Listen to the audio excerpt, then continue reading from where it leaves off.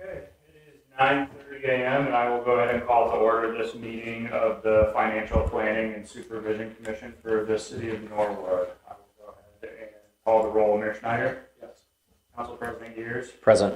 Mr. Schwartz? Here. Mr. Shepherd? Here. Mr. Gomez? Here. Ms. Garvey? Here. And I am here as well. First up on the agenda is approval and acceptance of the March 6th, 2026 meeting minutes. I printed off a copy for everyone. Are there any questions, comments, concerns regarding the March 6th minutes? Okay. Hearing none, I will look for a motion to approve the March 6th, 2026 meeting minutes. So moved. There were a couple misspellings in here. I don't know if we could just run a spell check on them. I can't remember exactly which one. I found one here, but just a couple. Okay. I don't know if that matters. If you would like to postpone the, thank you.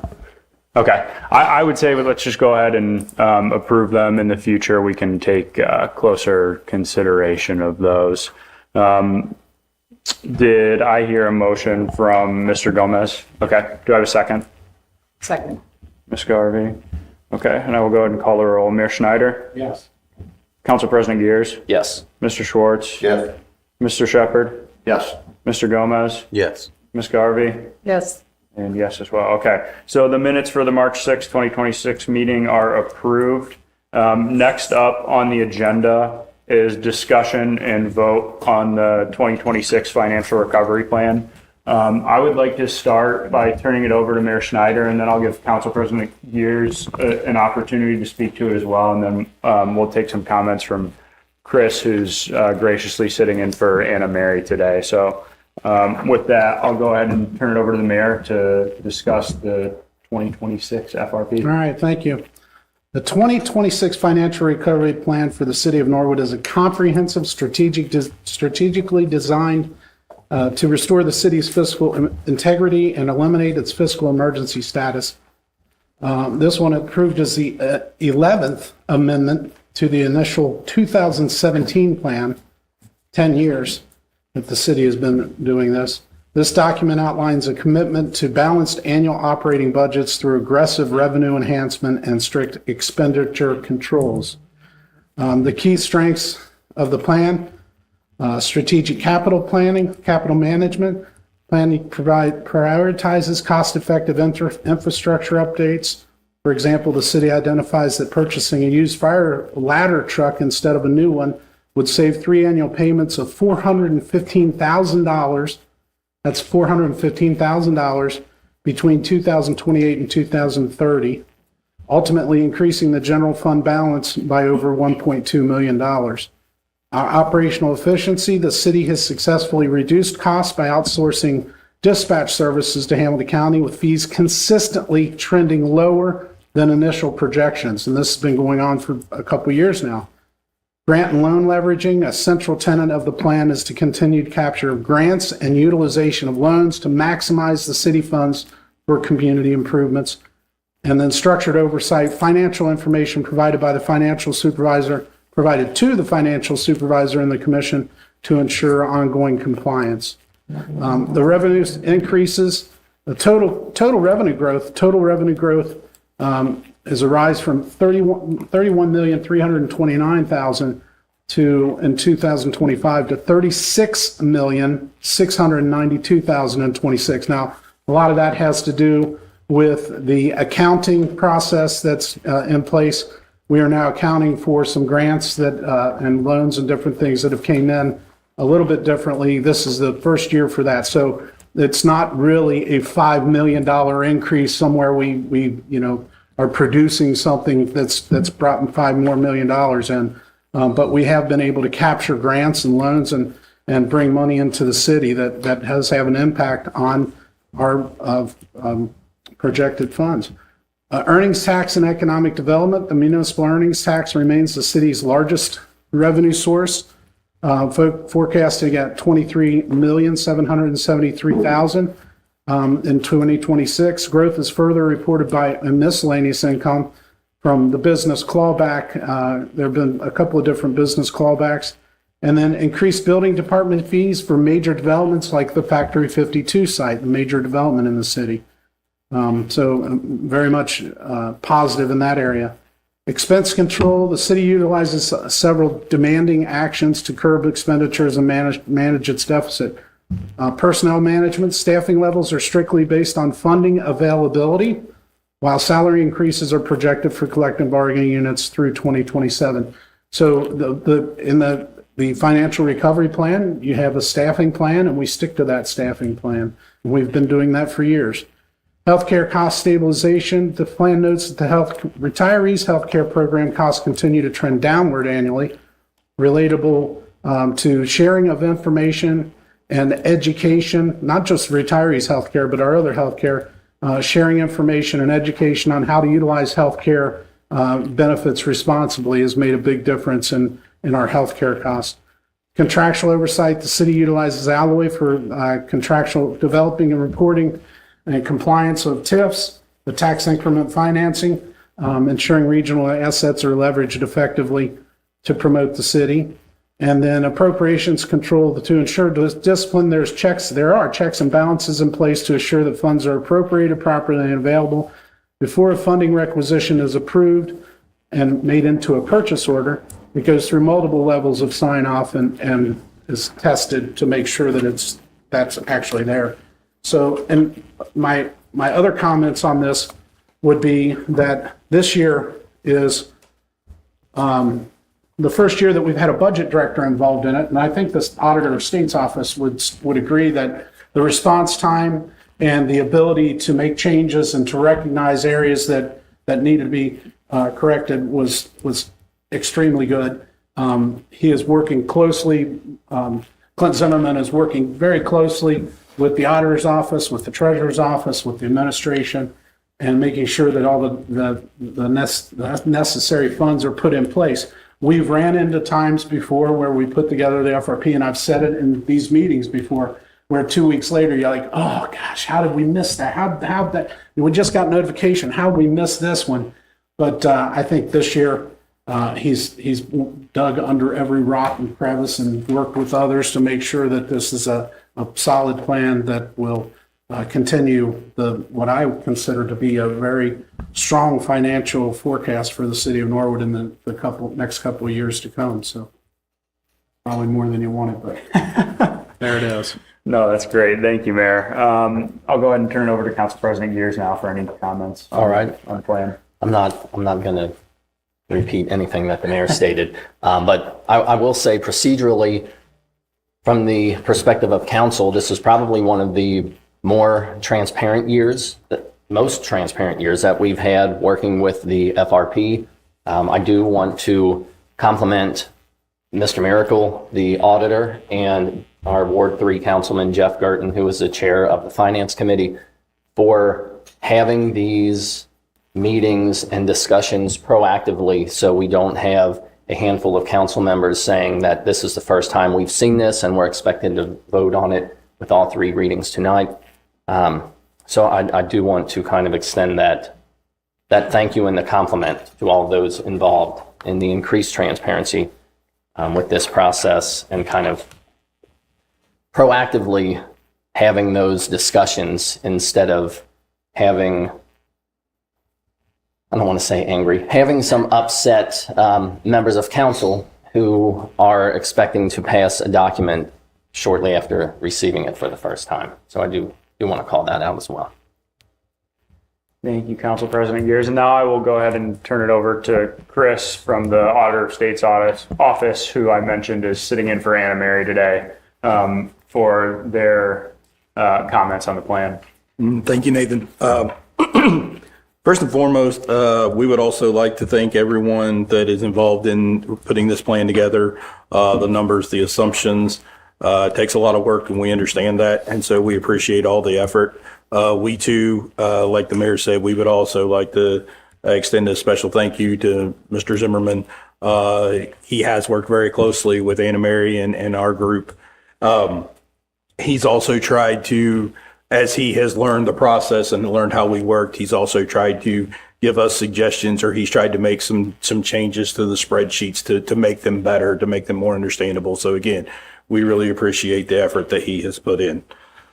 Just as a kind of a review of what our office does when we get the recovery plan, Anna Mary and our staff and our managers, we go through and we do testing for the plan to make sure things are accurate and to make sure they seem reasonable.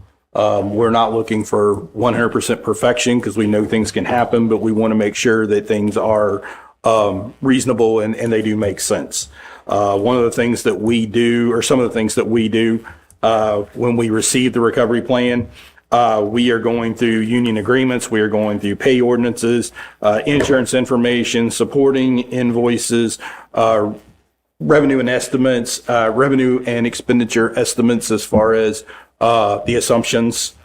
So we test all those things back to the recovery plan to make sure that what's in the recovery plan matches.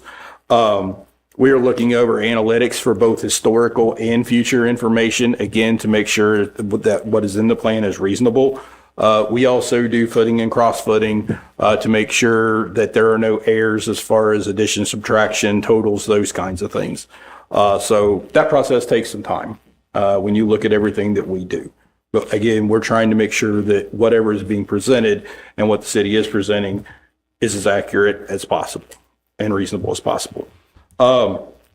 First review always takes the longest, again, because we are seeing something for the first time.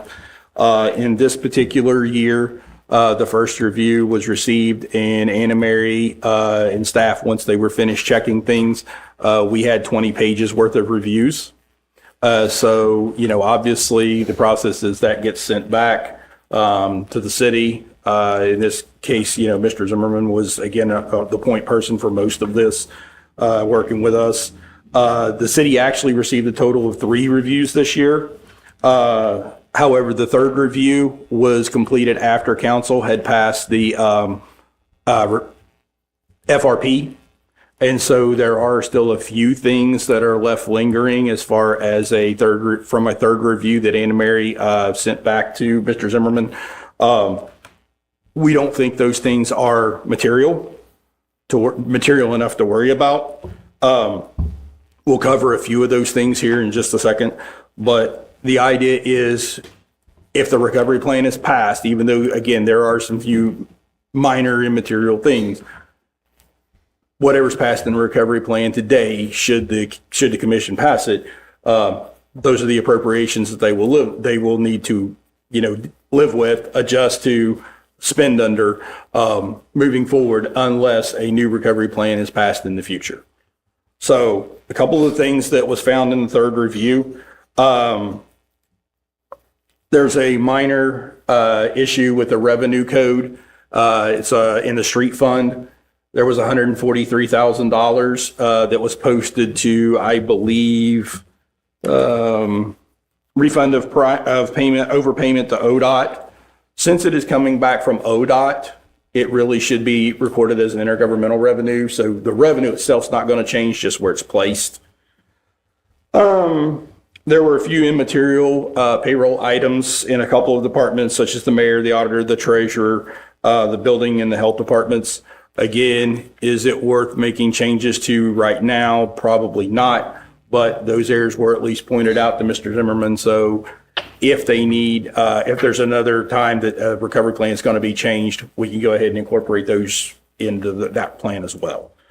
The fire department principal payments, if you compare the principal payments and interest to the FRP and you compare that to the capital plan, they don't exactly match up. They're off an immaterial amount. However, it is noted that if the new fire truck is, or the used fire truck, the ordinance is passed and the commission passes that for later today, then those are going to be changed anyway, because what is in the financial recovery plan is actually set up to purchase a new fire truck moving into the future. And the reason it was set up that way was because whether you purchase the new one or the old one, at least in the recovery plan, you have enough appropriations to cover either way. And so like the mayor said, if the commission passes the recovery plan today and the commission passes the approval of the purchase of the fire truck from Anchorage, again, you're covered in the recovery plan. The street department, the capital expenditures, if you look in the capital plan on page 2, for the general fund for the street department, it shows $910,000 is what's being estimated for 2026. But if you look in the general fund in the actual recovery plan itself, that amount is showing as a little over $3 million. So there is a discrepancy there as far as what's in the recovery plan itself compared to what's in the actual capital improvement plan. So the recovery plan actually has more in it than what is in the capital improvement plan. So we did notice that. Another item that is in the general fund that's also off slightly is public land and buildings. When you look at the capital improvement plan on page 5, you will see a total of public lands and buildings capital expense for 2026. It is a little over $2.7 million, just shy of $2.8 million. If you look in the actual recovery plan in the general fund, it shows just under $3 million, 2.995. So there is roughly a $200,000 variance between those two as well. One other thing that we have, if you look on page, get to the right page here, I believe it is page 9 of the general fund, the actual FRP. You will see there's a transfer to a CIF, which is a capital improvement reserve fund that the city is wanting to establish to place monies over into that fund for future capital improvements.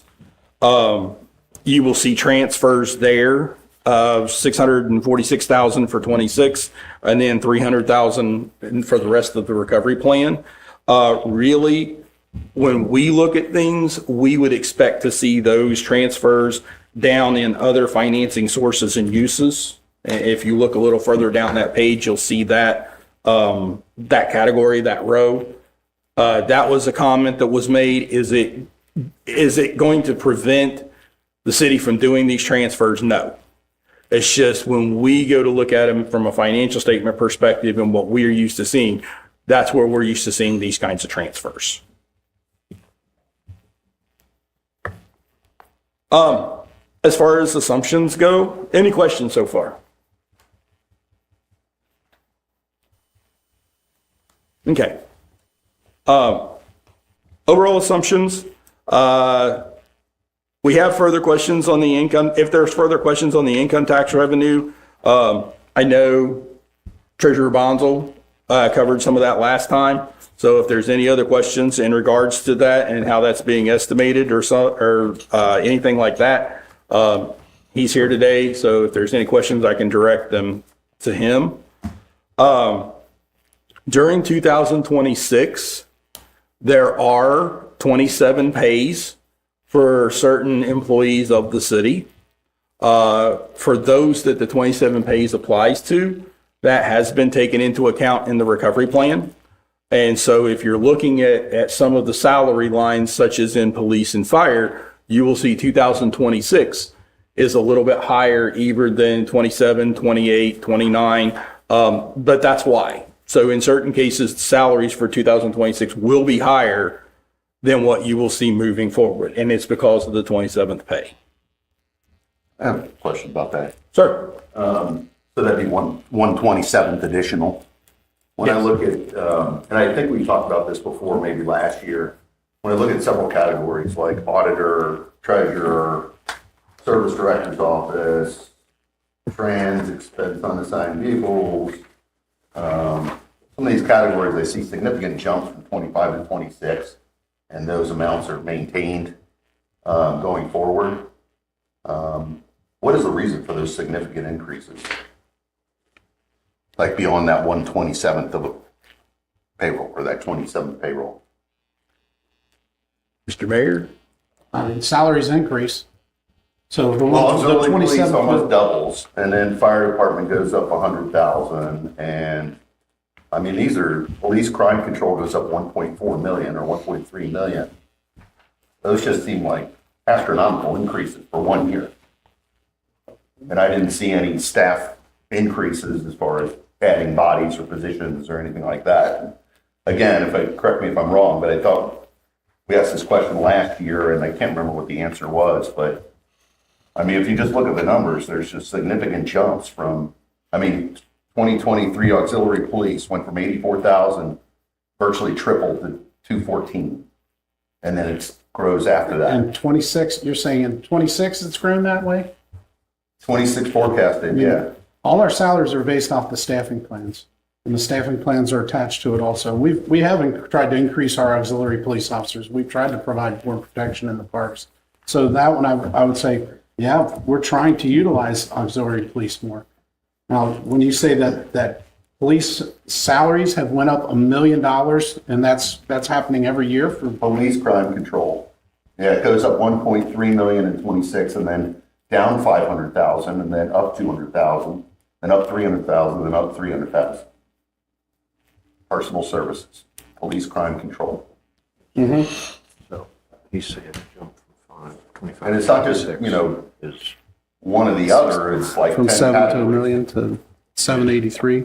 Then it drops back down in 27, it's actually even lower in 28, and then back to 8,800 or 8,300,000 in 29. Yeah. Yeah. Do you mind if Clint Zimmerman comes up? Can you address those, Clint?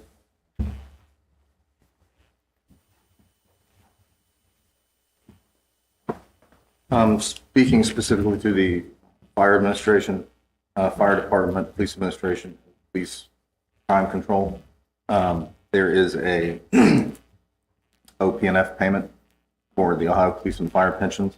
When that was created, there was a bunch of small municipalities that had their own pension funds. When that was consolidated into the state pension fund, they projected, an actuary actually projected what the shortfall was going to be. And so that's an actual payment that we've been making since the 60s. We're trying, in this plan, we're going to pay off that amount. Most municipalities have already paid that amount off. So there's a large lump sum payment that's going to be made out of those keys this year. To get out from underneath that, it's going to save us about $250,000 interest in order to do that. So that's why you're seeing the increase. So the pensions were underfunded, and now we're properly funding them or bringing them up to the Correct. value they need to be at. And to be clear, these are payments we have been making since that change was made to the state level since the 60s. Right.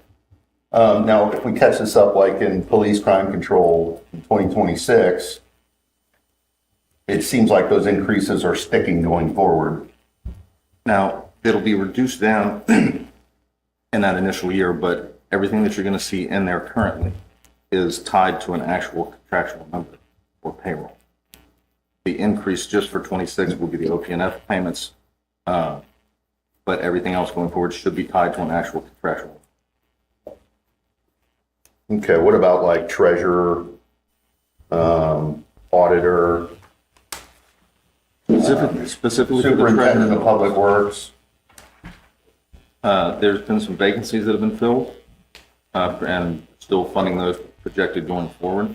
There's some staffing changes that have been made. There's specifically for superintendent of public works, there was an assistant that was added last year, so that's been fun. That's the reason why you're seeing some of the changes there. You're going to see an increase in safety service director. The budget director was funded last year, but wasn't actually expended because they didn't actually take over the budget director role out of his key. So it's some staffing changes, but it's within a staffing plan. It's just properly being allocated year after year. Okay, so if we looked at the staffing, we would see bodies added in this. No bodies added, but things changed to correctly reflect what the actual staffing is. I was going to say, I think what Anna Mary explained to me was they have budgeted, especially over the past couple of years, they have budgeted to fill some of these spots. But even though you will see them in the staffing plan, they didn't necessarily fill the spots in the years that they had hoped to fill them. just like, the budget director now. That spot is now filled, even though they had hoped to fill it previously. It just wasn't in place, but now in this year it is. Okay, so are these 2025 funded, are these actual? The 2025 numbers on the FRP are actual. Okay.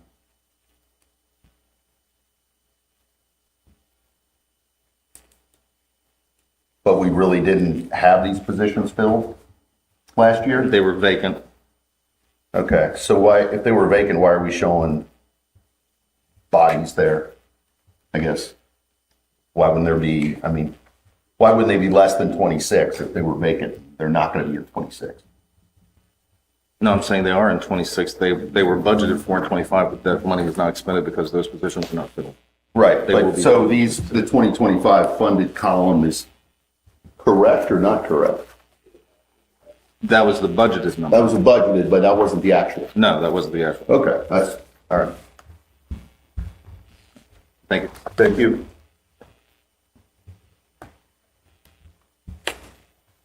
Any other questions so far? Okay. Like we just talked about, several staffing positions they had budgeted, they had not filled in previous years, but now they are trying to get up to speed and get back to the numbers that they anticipate that they are going to need and utilize. We talked about the fire department debt, that it would cover either fire truck, whether they're purchasing a new fire truck or the used fire truck from Anchorage. Again, like the mayor said, this will be hopefully a savings for the city, if the commission passes the ordinance here in just a little bit. A couple of things, the mayor touched on, income tax, about the growth. The intergovernmental, if you look on page 1, if you look at the intergovernmental revenue, if you look on page 1 of the general fund, you will notice intergovernmental revenue of 5.8 million. It kind of stands out. That is mostly due to reimbursable grants that the city is going to be getting the money back in. So that's why there's significant variance there compared to the other years. You will also note that if you look at the investment income line, you will see that it is starting to trend down. That is due to fund balances starting to decrease in the general fund. So they are looking to have less money to invest as they move forward. Now, obviously, if things change, that line item can change as well. But that's why you will see the trend moving downward, is because of the fund balance decreases that are expected. Overall, the FRP, like I said, is not materially misstated. After all the work that we have done, everything seems to be reasonable. And the city is held to these appropriations. So if this recovery plan is passed, then the city will be held to the 2026 appropriations, which currently they are operating under the 2025 FRP. So if the commission approves this, then they will go in and change the appropriations to match what you are seeing here. Like I said, if they have to make changes into the future, then they need to make sure that they're communicating with not only the commission, but they're communicating with our office. Typically what happens, the way the process works, is once we know that changes are going to be made to the FRP and we receive information, we go through the same process that we did with this one. We examine, documentation, we ask for support, we work with, whomever at the city, Mr. Zimmerman or the auditor or whomever, to make sure that we have accurate information, to make sure that, again, the numbers are reasonable and they make sense. And typically, depending upon how many changes are made and how complicated the changes are, from the time we actually receive the first information to the time we can get it to Nathan to bring it in front of the commission for a vote, that process is usually about a month. And again, that's something that can vary depending upon the number of changes and the complexity of the issues. So if things need to change, again, we would like to know as soon as possible so that we make sure that we can get the information, get it tested, get it examined, get it to the commission for approval as quickly as possible.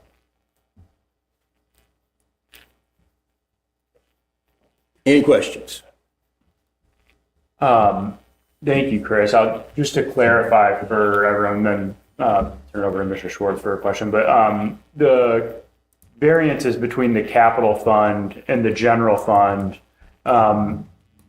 in general, they leave the city in a more flexible position than if they were the other way around. That's correct, right? Yes, sir. Yeah. Because the FRP is higher than the capital plan. Okay, thank you. I just wanted to clarify that for everyone. Mr. Schwartz, go ahead. A few things, I'm kind of jump around a little bit. Under revenues, charges for services jumped 700,000 in 2025. Do we know the reason for that? Sure it was something specific. It kind of grows up to 1.6 million for 4 years and then goes back down about 600,000 in 29 and 30. Yeah. I mean, I'll take a shot at it, but I mean, a big part of charges for services is income and what the city's been able to do to make changes. Clint might have some other input on that if we want to bring him back up and question where those are, or even the auditor.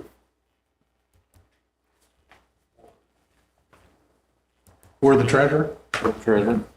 Either or. Specifically for the charges for services, if I'm not mistaken, the vast majority of that comes from the fees garnered from the building department. There are a lot of large projects that are happening this year. The extension of the Factory 52 project. There's a large project for housing on Lexington Avenue. There's quite a few units going in there. A large called the Trail House. It's going to be a nice project. There's another large project on Sherman Avenue. So that's just a projection of what we felt. What are we actually doing to earn that revenue? That's through building department fees, inspection fees, plan review, things like that. What falls under fees, license, and permits?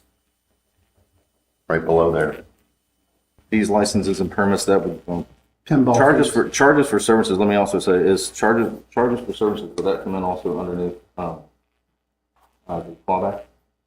I think, yeah, that's all. Okay. Pay for it. Okay. Yeah, because it goes down after. Right, so the last payment for the payback, the clawback from pay for would also be in that line as well, and that's the reason why you're seeing the drop off in 2028, or after 2028. Okay, so in 2025, charges for services, the Paycor settlement is in that. Correct. And then why do we think it's going to stay at 1.6 million and then fall off to $1 million? Because it was a 4-year structured plan, payment plan, and the last payment, and I believe it is $600,000? $560,000. And that's all paid for? And that's all paid. Oh, okay, so it's a 4-year payoff? Correct, and Something then like so that? the Okay. last payment will be in 20. So it's fair to say it's approximately 600,000-700,000 per year? Correct. Okay, great. Thank you.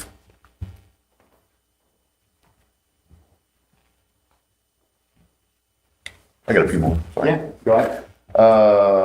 Okay. Let's see. On the capital plan, I just had a few questions about some of the things we're spending money on. Looks like new radios for the police and fire. See, those are expensive. General fund street improvements, 2025, we have 250,000, then we have 500, 500, 500, and then 250, 250. I guess I was curious about that trend. Well, yeah, when you start looking at year 28 and 29, and these are questions that come up when you're starting to look at your crystal ball and figure out where you're at on 28 and 29. That's something that Chris brought up, even some of the things that he said were maybe immaterial in the review of it. There are items that are happening in 28, 29, and 30 that we don't have any clue. It's more or less just taking a shot in the dark. So, yeah. So I mean, any reason why not, that wouldn't be 500, just call 5 years? To balance things out, to try to keep our carryover at the end of the FRP 5 years out, what you're trying to project. I mean, we've all sat here, and I think every one of you guys have approved the FRP last year, the year before, and guess what? Next year, we'll be doing an FRP, and that one will have 2031 in it. So as you look at those distant numbers, it's much harder to calculate, and it's also easier to flex them out, to move, to try to keep things moving in the right way, so. Yeah. Any thought, I mean, what do you think the people of Norwood would think of if they saw that? Would they say that we're not spending as much on roads anymore? Or is that not what I'm seeing, or? You can make that assumption. You could say that, we're going to be down, we're not going to have the revenue in 28 and 29, so we're not going to be able to do as many roads potentially then. I think that'd be a fair way to speculate about it, but it's just speculation. I mean, ultimately, if council's put some information in there saying, or trying to get some stuff going, maybe do a street levy, that's going to change drastically the FRP in the next few years, as if the street levy goes through, and then where do you put funds and what does that change? So there's a lot that could change with the FRP in the next 2 years.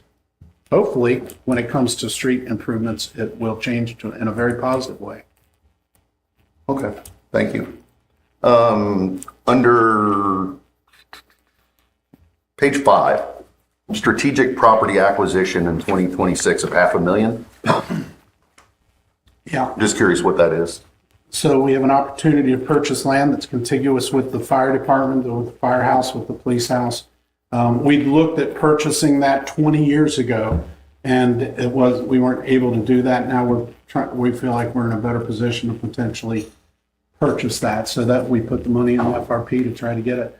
The other property that's involved in that is the Norfolk Southern property, which is the ghost train tracks that run across Upper Millcrest and across there. And we have, I think, a solid number from them. And if we have the funding in place, we're putting in for some grants, but we're going to have to do some matching. That would be another one of a strategic purchase for the city of Norwood.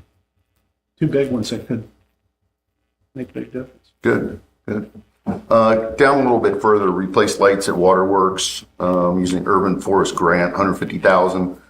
I guess my thought there was just, have we looked at solar options at all in any of these lighting infrastructure projects that we're doing, whether it be the baseball fields or anywhere else? Just as an alternative to cut some cost? I don't know that we've looked at solar. Most of the expense of replacing lights at the ball fields is the poles and the installation of them. I'm not sure if they've looked at any type of solar. I just wanted to throw that out there. I know that we've changed over to high efficiency bulbs in pretty much all the city buildings, and Yeah. we've taken advantage of some grant money there to decrease, and we've seen a decrease in our electric costs for Yeah, those. because I'm seeing a lot of people, and somebody just gave me a proposal yesterday to, put solar on your roof and, sell back to the grid and those types of things. That's becoming more and more popular, really for any type of building that would justify for, particularly one that needs a new roof. So just another consideration there. There's a parking lot on Lower Millcrest Shelter House, $175,000. Seems like a lot of money for a parking lot? It's a big parking lot. It's a well-used parking lot. If you go down there at times, it's totally filled when there are events going on down there, and it's in terrible shape.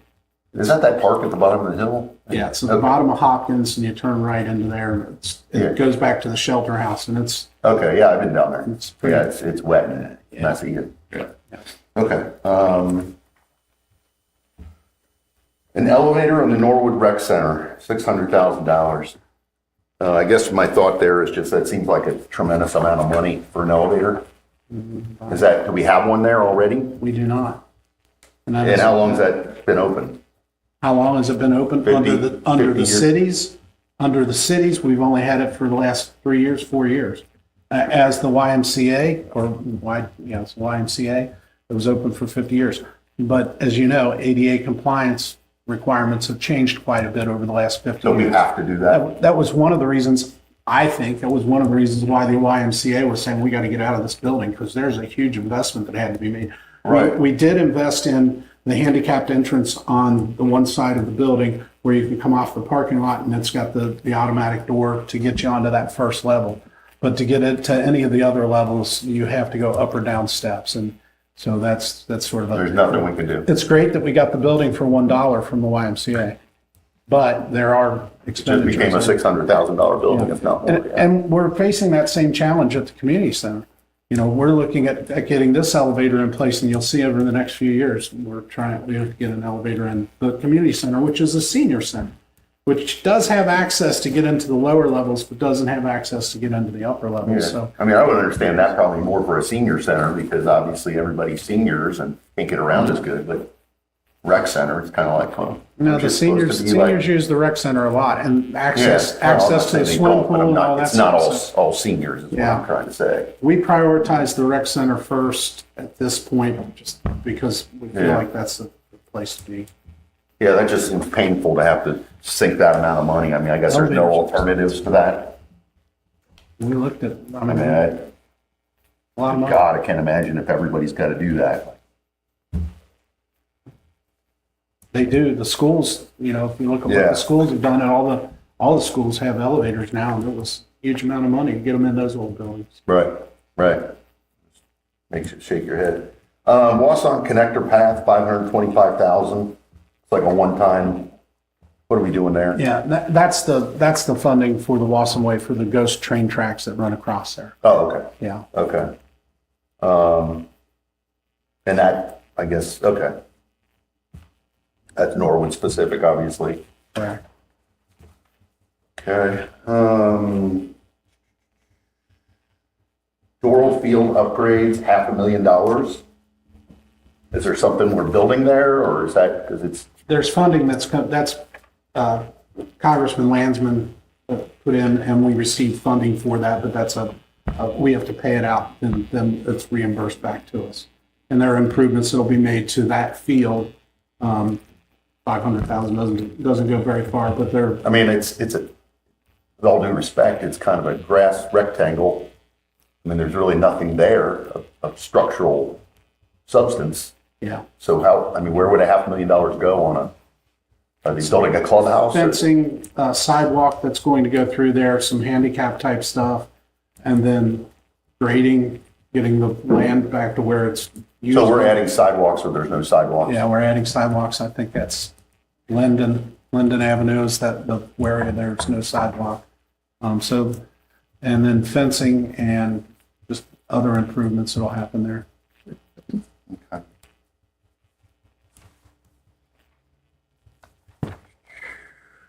That's all I had. All right. Thank you, Mr. Schwartz. Any questions from the rest of the group? I don't see any. So I would like to reiterate the thanks that's been shared for Mr. Zimmerman and the city. Last year was my first time working on this FRP, and it was, to say the least, a little bit hectic. We had to make a lot of corrections. We actually had to vote to not approve one of the plans. And then we came back and approved a plan that still contained issues that precluded the city from leaving fiscal emergency under that plan. So I really am appreciative of the increased organization that has occurred this year. And I know the Auditor of State's office is as well. If there are no other questions and comments, I will look for a motion to approve the 2026 financial recovery plan. Move. Do I have a second? Second. Thank you. We're going to call the roll. Mayor Schneider? Absolutely, yes. Council President Gears? Yes. Mr. Schwartz? Yes? Mr. Shepherd? Yes. Mr. Gomez? Yes. Ms. Garvey? Yes. I'm a yes as well. So the 2026 financial recovery plan is unanimously approved. And if everyone could just hang around for a second after the meeting, Chris, if you can correct me, I believe we have to get the cover page signed by all the approving members. Okay. Yes, sir. All right. Well, we will move on to discussion and approval of debt incurred for the lease purchase of a used 2017 ladder truck from the city of Anchorage, Alaska. You'll have in front of you a ordinance that also includes details of the lease. There was a small edit to the agenda due to council amending the ordinance to clarify that this is a lease purchase and not a loan agreement. So with that, I will go ahead and turn it over to anyone from the city who would like to speak to it. Mayor, I know the fire chief is here as well. Bring up the fire chief or the assistant chief. Both of them are experts in this purchase. So, yeah, I guess some of the flexibility you see in the plan is due to us needing to replace that ladder, and that financing piece you saw for 5 years was for new. And just so you know, that actually would have carried out into years 6 and 7. What you have in front of you will allow us to replace our current ladder truck, which was a replacement for one. This probably should have been replaced 3 years ago, but costs are enormous. What we look at from a ladder truck is basically we generally project about 23 years of service. So if you look at a cost, per year, an annual cost, it's somewhere around $125,000 per year for a new one. This one will actually equate to around $80,000. So significant savings. We don't have to wait 4 years for this. It's going to get shipped here. We'll have it, we'll call it a month and a half or so from the close of the deal. And then it puts us in a much better position. It also, if you look at our capital planning within the fire department, it puts our apparatus purchases, it separates us. So we won't, the next 12 years, we will not have a fire apparatus purchase on top of another fire apparatus purchase. Can you, I'm sorry, I don't mean to interrupt them, but can you talk about how important that is to the city of Norwood for capital purchase planning? Sure. And I think, especially with the volatility in the fire apparatus market right now, we purchased a fire engine in 2020 for about $600,000, and the next truck we purchased last year, or a year and a half ago, that's when we got authorized, was over $900,000. You've seen these costs just really go up. When we first started planning a ladder replacement, the version that we're going for was about 1.4 million. Right now, with financing, it's like 2.8 million. So, as we project those costs to continue to rise, we hope they're going to level off at some point. It's really important for the flexibility of the city to be able to say, hey, we're buying one piece of fire equipment at a time. Generally speaking, they finance somewhere between 3 and 5 years. So it allows them some flexibility. And also with this purchase, it gives us some adjustment in terms of we're planning on this vehicle being here 10 years and being replaced. We look at it, and I won't be here by then, but for the next incoming chief can look at it and say, all right, we can move that to 11, or we need to move it to 9. But the way the financing is done and our purchases will be done, that allows the city that flexibility. That's certainly important, especially not knowing what financing is going to look like in the next decade. This has been a several months long Yes. process. I know there would have been an opportunity to make the purchase under the previous FRP had you made the purchase outright. So there have been some discussions. This opportunity is much of we call it a unicorn. You do not find these trucks available at this age or condition. The thing is pristine. We actually flew the assistant chief and a mechanic from another municipality flew out there to do a complete inspection on this truck. And the mechanic's words were, "You guys are crazy if you don't buy this truck. It's in that great of shape." But in planning, we've always talked about what's it look like new versus used. And buying used equipment is really, really difficult in terms of the fire. The way our fire engines are set up, they're very specific. When this next one comes in, all of our fire engines will almost be identical. And that's more of a function of when the guys are at work and they slide the pole at 3 o'clock in the morning, they don't have to worry about what fire engine they're getting on. It's set up the same. It looks the same, it operates the same. The ladder trucks have a little more flexibility. But you don't see these vehicles come to market that are available. I mean, you can get online and maybe find 1 or 2 tractor-drawn aerials that are 20 plus years old. It's not worth the investment. At the age of this was actually just for us to find it and be able to position ourselves to purchase it is a huge win for the city. Anna Mary was very helpful with that, with Anchor for that. We really tried to work with the safety director and Anna Mary. We really tried, but we had some unfortunate issues with some refunds that had to go out, and so that precluded us from doing it. And that's kind of why you saw the new purchase piece added to the financial plan, because I was adamant about having the ability to get our truck replaced. But fortunately for us, this opportunity has remained for us. Anchorage really worked with us in terms of the timing of getting the deal done. And we're at the 11th hour, but they're still great working with us. So I think this is going to be an enormous win for the city should we be able to do it. Any other questions from the group? Go ahead, Councilor. Are you gonna fly up there and drive it back? That was going to be my question, is can you let, Anchorage isn't exactly close. No, We're no, not it is going to not. Lexington. No, it's not actually. So the assistant chief has done an amazing job working with this and the planning piece. We actually found out when the truck was delivered there from Pierce Manufacturing, which is located in Appleton, Wisconsin. They drive it to Seattle and they put it on a freighter and they freight it up to Anchorage. And so we're kind of doing the reverse. We want a ferry freighter. It'll actually go to Tacoma, and then we will have a contract driver potentially.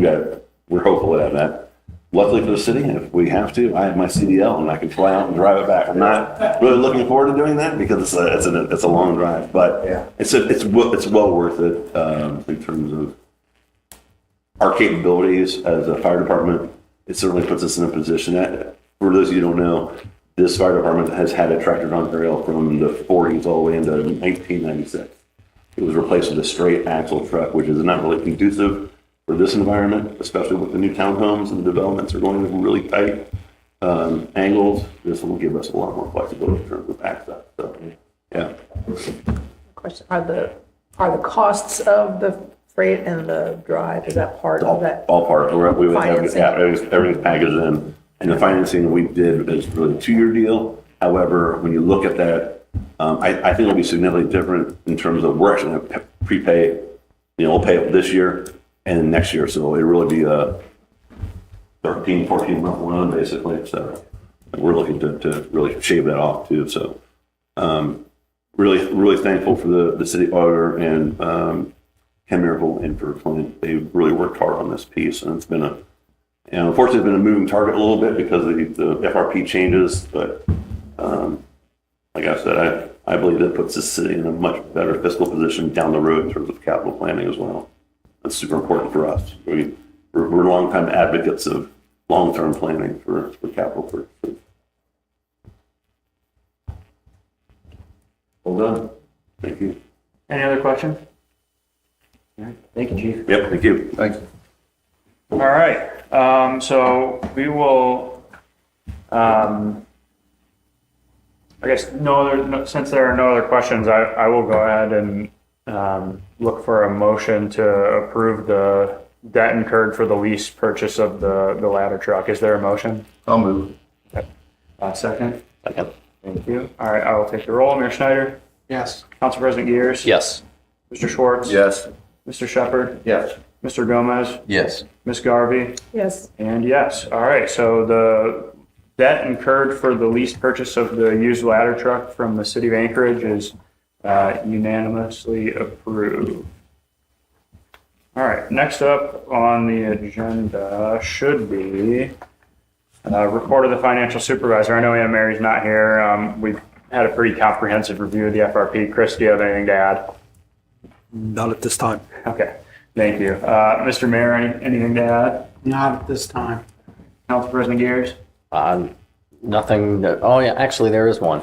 One of the things that council has changed this year, we have established standing committee dates and times for all of our council committees.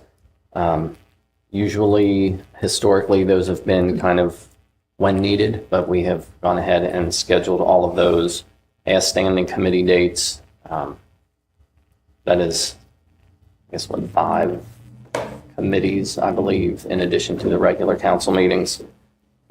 We also have sent documentation to the Hamilton County Auditor's Office to get information on millage for our tax renewal, as well as a potential street levy. Those are both in the works. Thank you, Council President. Next up, we will, I would like to work to schedule more regular meetings of this group. I don't want the burden of everyone having to come here every month, but I think a quarterly meeting would be appropriate, so we have a regular touch here. I don't think we need to go ahead and schedule out for a year plus, but I think if we could start by looking at our calendars and seeing what might work in early June potentially. Or I'm open to suggestions if anyone has other ideas, but I think early June would be good on my end. Right now, Nathan, Anna Mary said that she cannot do June the 5th or the 8th, Okay, thank you. for sure. Yeah. Does that third full week in June work for the group? That would be the week of the 13th.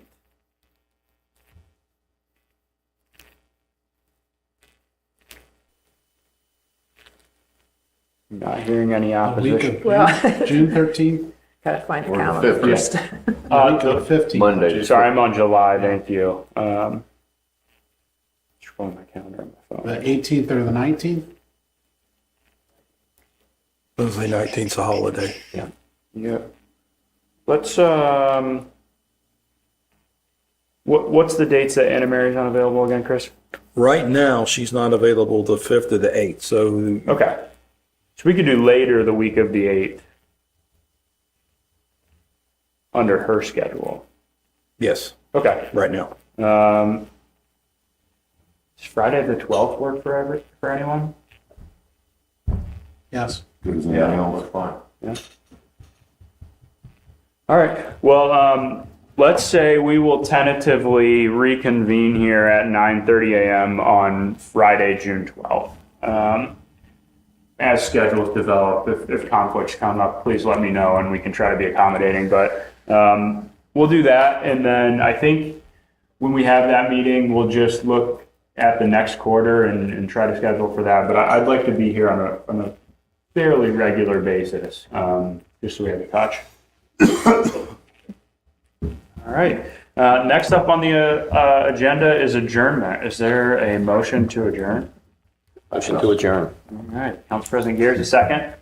Yes. All right, Mr. Shepherd, I will call the roll. Mayor Schneider? Yes. Council President Gears? Yes. Mr. Schwartz? Yes. Mr. Shepherd? Yep. Mr. Gomez? Yes. Ms. Garvey? Yes. And yes, we are adjourned. Thank you, everyone. Thank you.